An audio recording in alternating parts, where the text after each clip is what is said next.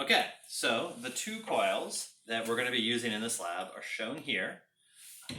So this coil will be the primary coil. We'll send alternating current through here. It'll start here, and the wire wraps around in a cylinder shape, and then comes back down and comes out on this side. So this is all one wire.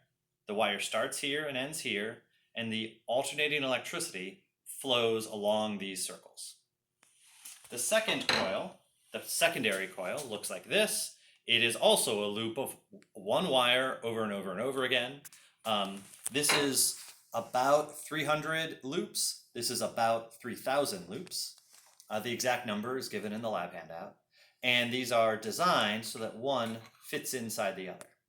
So the idea of the lab is that we send alternating current through here and then insert it into the secondary coil, and there will be alternating current that is created, even though these are not, the metal is not physically touching.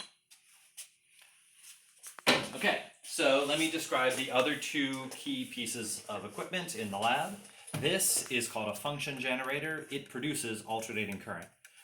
You've used it once or twice before. For our purposes, the important thing is that it creates alternating current, and we can choose the frequency and the amplitude. So the first thing I'm going to do is to connect that to the primary coil. So the wires here connect to the inner coil like that. So this is the primary coil with almost 300 loops, and it's working right now. It's sending alternating current through this.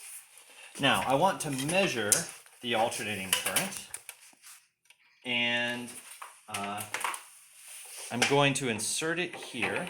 I want to measure the alternating current that is delta V across the primary coil and the secondary coil. So the primary coil, or the smaller 300 loop, nearly 300 loop one, I'm going to call the secondary coil. Or I'm sorry, that's the primary coil. I'm going to connect it to this device. This is called an oscilloscope. It can measure very quickly changing electrical signals.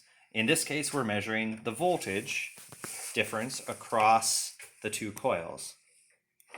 So I connect this, which is up to the primary coil,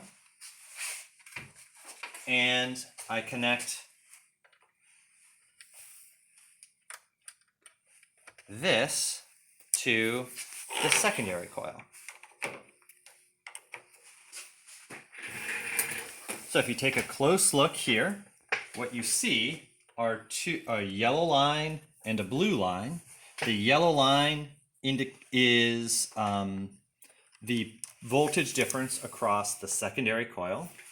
The blue line represents the voltage difference across the primary coil. So I want to notice something. Right now the two are, one is inside the other, and they both show something that looks like a sine wave. What that tells us is that there's an alternating current moving through the primary coil, and the energy moves through the air, creating a alternating current through the secondary coil. So the blue line represents the alternating current in the primary coil. The yellow line represents the alternating current in the secondary coil. If I take them apart, then the yellow line disappears. The blue line looks blurry. I don't want to talk about why, but the important thing is that the yellow line disappears. What that means is that the energy isn't able to move from the primary to the secondary because I've physically taken the outer secondary coil away. Okay, so the first part of the lab involves measuring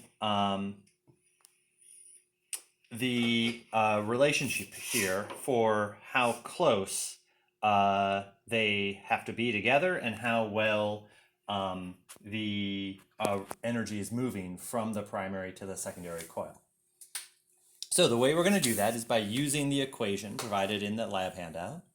So NP and NS represents the number of loops in the two coils. So NP, the primary coil, has 235 loops. The secondary coil, NS, has 2,920 loops. So those are never going to change. And then we can use the oscilloscope here to measure the voltage difference that we are putting across the primary coil and the voltage difference across the secondary coil. If you take a close look, I've set up the oscilloscope to measure that. So channel 1 here represents the voltage across the secondary coil, and channel 2 represents the voltage difference across the primary coil. So in this setup, the voltage difference across the primary coil is 142 millivolts, and the voltage difference across the secondary coil is 1.12 volts. Notice one is in millivolts, and to use the equation, you have to convert from millivolts to volts. So channel 2 is VP, and channel 1 is VS.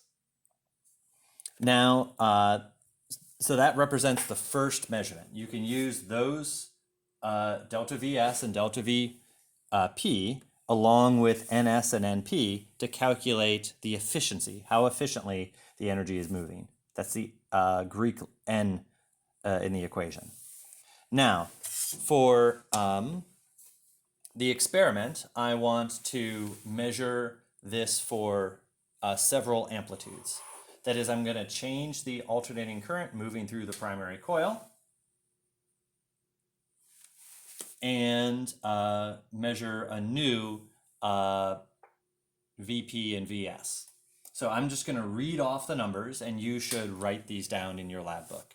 So the primary voltage is 110 millivolts, and the secondary voltage is 900 millivolts. The third measurement, the primary voltage is 90 millivolts, and the secondary voltage is 720 millivolts.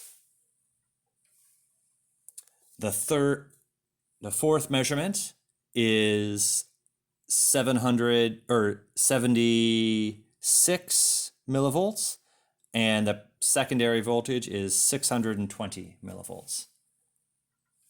And the fifth measurement, the primary voltage is 62 millivolts, and the secondary voltage is 520 millivolts. Okay, now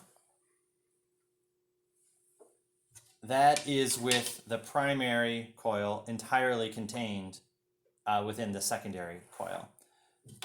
Now I'm going to move the secondary coil, or the primary coil, so that it's 4 centimeters away from the primary coil. And we're going to redo our 5 measurements. That is, I'm going to measure 5 pairs of primary and secondary voltage and see how much it's changed now that I've removed the primary coil by 4 centimeters.